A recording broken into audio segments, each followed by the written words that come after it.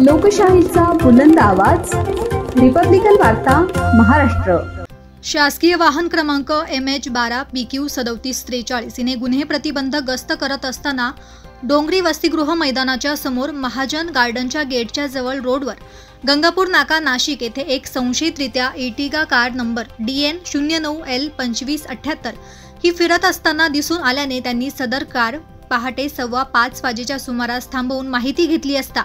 कारमध्ये 1 ते 6 इसम दिसून आले। तेव्हा सदर कारच्या चालकासह इतर जणांना नाव पत्ता विचारले असता त्यांनी त्यांची नावे आनंद शेषनाथ सेठ वय 27 वर्ष राहणार फ्लॅट नंबर 6 वज्रधाम सोसायटी योगी हॉस्पिटल जवळ आमली फवारा सिल्वासा दादरा नगर हवेली, संतोष अजय जाधव वय वर्ष 36 राहणार flat number B wing 2 Viraj Darshan society Samkhani Silvassa Dadra Nagar Haveli, Mitesh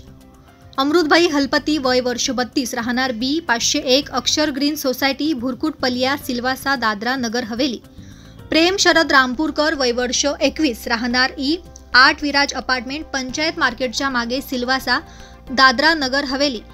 कौशल अरविंद आचार्य वय 34 वर्ष राहणार E 06 Jalaram complex apartment park city Yogi hospital जवळ सिल्वासा दादरा नगर हवेली,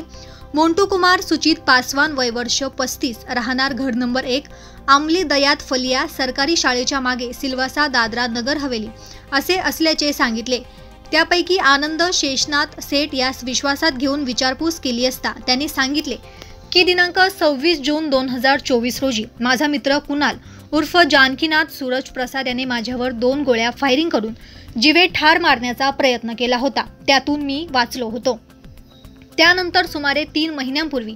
कुणाल उर्फ जानकीनाथ सूरज प्रसाद याने मला पुन्हा जीवे मारण्याची धमकी दिली होती। यापूर्वी वाचलास पण आता वाचणार नाही असे तो म्हणाला होता, म्हणून मी माझ्या मित्राच्या मदतीने दिनांक 17 जून 2025 रोजी सायंकाळी मी आणि माझा मित्र मोटू उर्फ मितेश हलपती संतोष जाधव आणि त्यांचा मित्र धर्मेश याची स्विफ्ट कारमध्ये बसून अंमली फवारा घेऊन सिल्वासा येथे गेलो असता तेथे कुणाल उर्फ जानकीनाथ प्रसाद याचे आणि रिक्षावाला यांच्यात भांडण सुरू होते। तेव्हा आम्ही कुणाल उर्फ जानकीनाथ प्रसाद याला त्या भांडणातून सोडवून आमच्या स्विफ्ट कारमध्ये घेऊन HR ढाब्याच्या बाजूला मोकळ्या जागेत घेऊन गेलो। जेव्हा त्याने मला धमकीचा आणि पूर्वी माझ्यावर केलेल्या फायरिंगचा वचपा काढण्यासाठी आम्ही त्याच्या हातापायावर कमरेवर हाताने पायाने मारले, तसेच लोखंडी रॉडने मारहाण केल्याने तो तिथेच बेशुद्ध पडल्याने आम्ही तिथून पळून आलो असे सांगितले। सहाय्यक पोलीस निरीक्षक हिरामन भाये यांनी लागलीच सदर प्रकरणी सिल्वासा पोलीस ठाणे येथे फोन करून चौकशी केली असता सिल्वासा पोलीस ठाणे येथे गुन्हा रजिस्टर नंबर 82 2025 भारतीय न्याय संविधान कलम 140 1 103 1 238 3 5 61 2 प्रमाणे दाखल असल्याचे